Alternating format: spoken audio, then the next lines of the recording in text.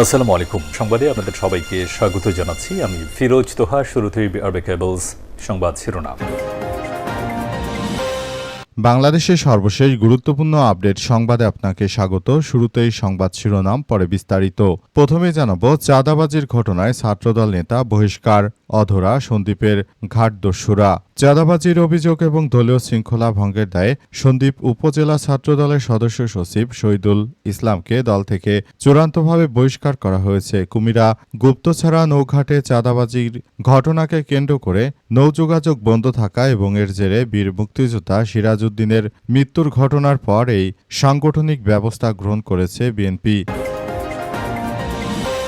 এরপর জানাবো, গুম খুন ও নির্যাতনের শিকারদের জন্য নতুন অধিদপ্তর। গুম খুন, নির্যাতন এবং বিচার বহির্ভূত হত্যাকাণ্ডের শিকার ব্যক্তি এবং ক্ষতিগ্রস্ত পরিবারগুলোর কল্যাণে চিকিৎসা, আইনি সুরক্ষা এবং পুনর্বাসন নিশ্চিত করতে মুক্তিযুদ্ধ বিষয়ক মন্ত্রণালয়ের অধীনে নতুন একটি অধিদপ্তর গঠনের উদ্যোগ নেওয়া হয়েছে।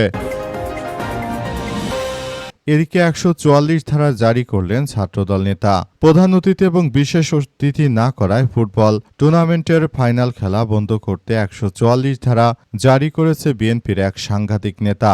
এমন ঘোষণা দিয়ে মাইকিং করার অভিযোগ উঠেছে নাটোরের লালপুর উপজেলা ছাত্রদলের এক নেতার বিরুদ্ধে। এই ঘটনায় এলাকায় উত্তেজনা ছড়িয়ে পড়লে শেষ পর্যন্ত ৬০ বছরের ঐতিহ্যবাহী ফুটবল টুর্নামেন্টের ফাইনাল ম্যাচ বন্ধ হয়ে গেছে। খবর পেয়ে পুলিশ ঘটনাস্থলে গিয়ে পরিস্থিতি স্বাভাবিক করে।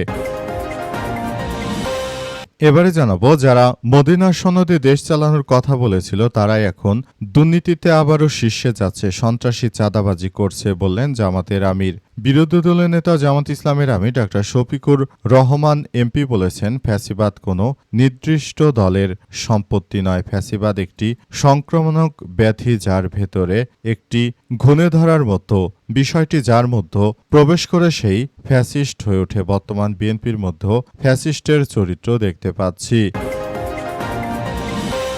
এবং সর্বশেষ জানাবো, আলহামদুলিল্লাহ, ইরানে বিশাল নতুন গ্যাস ক্ষেত্রের সন্ধান মজুদ, ৭.৫ ট্রিলিয়ন ঘনফুটের বেশি। যুক্তরাষ্ট্রের সঙ্গে চলমান যুদ্ধের মধ্যে ইরানের দক্ষিণাঞ্চলীয় ফার্স প্রদেশের একটি গ্যাস ক্ষেত্রে ৭.৫ ট্রিলিয়ন ঘনফুটের বেশি প্রাকৃতিক গ্যাসের সন্ধান পাওয়া গেছে বলে জানিয়েছে দেশটির তেলমন্ত্রী মোহসেন পাকনেজাদ। আজ রাষ্ট্র টেলিভিশন IREB-কে দেওয়া এক সাক্ষাৎকারে তিনি বলেন, গ্যাস ক্ষেত্রটির উত্তোলনযোগ্য গ্যাসের পরিমাণ প্রায় ৫.৭ ট্রিলিয়ন ঘনফুট। ৭২ থেকে ৭৩% রিকভারি রেটের ভিত্তিতে হিসাব করা হয়েছে।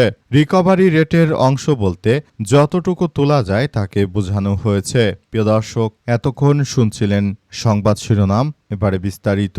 তবে তার আগে বন্ধুরা, অনুরোধ থাকবে এই সংবাদটিতে একটি লাইক দিন। এই চ্যানেলে আপনি নতুন হয়ে থাকলে আমাদের সংবাদটি দেখতে দেখতে চ্যানেলটি সাবস্ক্রাইব করে রাখুন। কমেন্ট করে বন্ধুরা আপনার মূল্যবান মতামত জানিয়ে দিন আপনি বিশ্বের কোন দেশ থেকে বা বাংলাদেশের কোন স্থান থেকে আমাদের সংবাদটি দেখছেন এবং শুনছেন।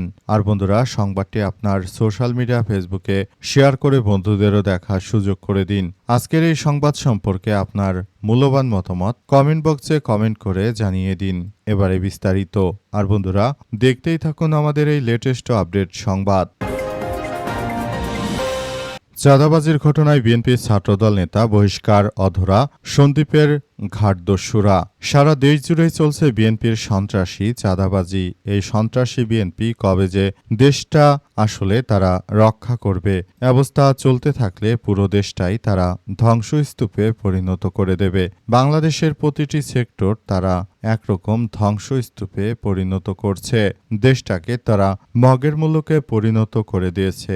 যেখানে যাচ্ছে সেখানেই চাঁদা, যেখানে যায় সেখানেই চাঁদা চায়। দেশের যারা ব্যবসায়ী রয়েছে তারা তো সৃষ্টিকর্তার দিকে তাকিয়ে আছে। চাঁদাবাজির অভিযোগে দলীয় শৃঙ্খলা ভঙ্গের দায়ে সন্দ্বীপ উপজেলা বিএনপি ছাত্রদলের সদস্য সচিব শহীদুল ইসলামকে দল থেকে চূড়ান্তভাবে বহিষ্কার করা হয়েছে। কুমিল্লার গুপ্তছড়া নৌঘাটে চাঁদাবাজির ঘটনাকে কেন্দ্র করে নৌ যোগাযোগ বন্ধ থাকা এবং সেখানে বীর মুক্তিযোদ্ধাকে সিরাজউদ্দিনকে হত্যা করেছে বিএনপির এই সন্ত্রাসীরা। এই ঘটনায় শুধুমাত্র বিএনপির যারা নীতি নির্ধারণী রয়েছেন তারা মূলত এদেরকে শুধুমাত্র দল থেকে বহিষ্কার করেছে, অথচ একটা ভয়ঙ্কর হত্যাকাণ্ডের ঘটনা ঘটালো, এর কোনো বিচার নেই, আচার নেই। এ অবস্থা যদি চলতে থাকে, এই বিচারহীনতার মনোমানসিকতা যদি চলতে থাকে, তাহলে সারা দেশেই এই ভয়াবহ বিপদের একদিন না একদিন বিচার হতেই হবে। দেশে আসলে তারা যা শুরু করেছে, দেশের মানুষ আসলে খুবই অসহায় হয়ে পড়েছে। তাদের অত্যাচারে কেউ যদি বর্তমানে একটা ব্যবসা করে, তাকে চাঁদা দিতে বাধ্য করা হয়, ধর্ষণ করা হচ্ছে বিভিন্ন জায়গায় চাঁদার দাবিতে, প্রবাসীর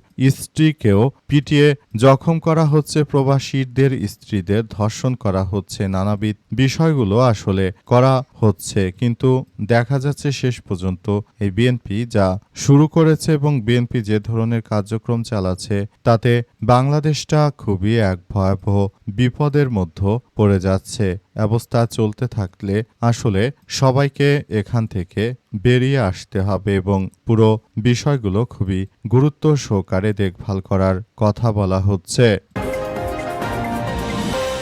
গুম-খুন ও নির্যাতন শিকারদের জন্য নতুন অধিদপ্তর। গুম-খুন ও নির্যাতনের বিচার বহির্ভূত হত্যাকাণ্ডের শিকার ব্যক্তি এবং ক্ষতিগ্রস্ত পরিবারগুলোর কল্যাণে চিকিৎসা, আইনি সুরক্ষা ও পুনর্বাসন নিশ্চিত করতে মুক্তিযুদ্ধ বিষয়ক মন্ত্রণালয়ের অধীনে নতুন একটি অধিদপ্তর গঠনের উদ্যোগ নেওয়া হয়েছে। বিষয়ে রোববার মুক্তিযুদ্ধ বিষয়ক মন্ত্রণালয়ের একটি আন্তঃমন্ত্রণালয় সভা অনুষ্ঠিত হয়। মন্ত্রণালয়ের সংবাদ বিজ্ঞপ্তিতে এই তথ্য জানানো হয়েছে। মুক্তিযুদ্ধ বিষয়ক মন্ত্রী আহমেদ আজম খানের সভাপতিত্বে সভায় প্রতিমন্ত্রী ইশরাক হোসেন এবং মন্ত্রণালয়ের সচিব মোহাম্মদ আশরাফুল ইসলাম সহ বিভিন্ন মন্ত্রণালয় এবং বিভাগের ঊর্ধ্বতন কর্মকর্তারা অংশ নেয়। সভায় আহমেদ আজম খান বলেন, জুলাই গণঅভ্যুত্থানে ক্ষতিগ্রস্তদের রাষ্ট্রীয়ভাবে স্বীকৃতি দেওয়া হয়েছে এবং তাদের জন্য জুলাই গণঅভ্যুত্থানে অধিদপ্তর গঠন করা হয়েছে। একইভাবে দীর্ঘদিন আন্দোলন সংগ্রামে যারা আহত ও নিহত হচ্ছে, তাদের ব্যাপারগুলো আমরা খুব গুরুত্ব সহকারে দেখছি বলে জানানো হয়েছে। যারা গুম-খুনের সঙ্গে ফেঁসে গিয়েছে, তাদের পরিবারগুলোকে সর্বাত্মক সহযোগিতা আসলে দেওয়ার বিষয়গুলো জানানো হয়েছে। আসলে দেশটাকে তারা একটি ভালো অবস্থানে নিয়ে যাওয়ার কথা বললেও প্রকৃতপক্ষে আমরা দেখতে পাচ্ছি দেশের ফ্যাক্টরিগুলো বন্ধ হয়ে যাচ্ছে, দেশের যে কলকারখানা সবকিছু বন্ধ হয়ে যাচ্ছে। এমন অবস্থা যদি চলতে থাকে, দেশটা যে শেষ হয়ে যাবে সেটি আর বলার অপেক্ষা রাখে না। আসলে বাংলাদেশটাকে তারা ধ্বংসস্তূপে পরিণত না করা পর্যন্ত মনে হয় থামবে না।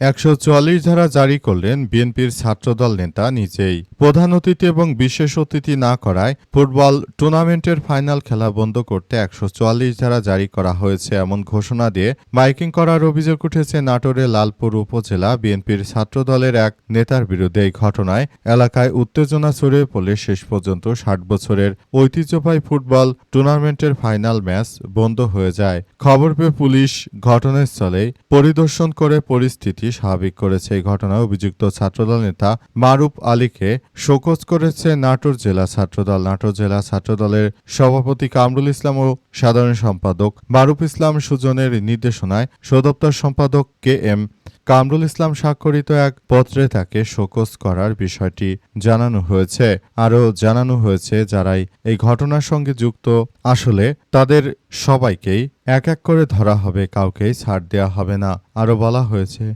যারা এই ধরনের ঘটনাগুলো ঘটিয়ে দলের নাম নষ্ট করছে, তাদেরকে ছাড় দেওয়া উচিত হবে না। এই মুহূর্তে এই ব্যক্তিগুলো যারা রয়েছে, তাদের বড় ধরনের এই সমস্যাগুলোর থেকে আসলে মুক্ত হতে হলে আমাদের সবাইকে আরও বেশি সজাগ দৃষ্টি রাখতে হবে বলে উল্লেখ করা হয়েছে।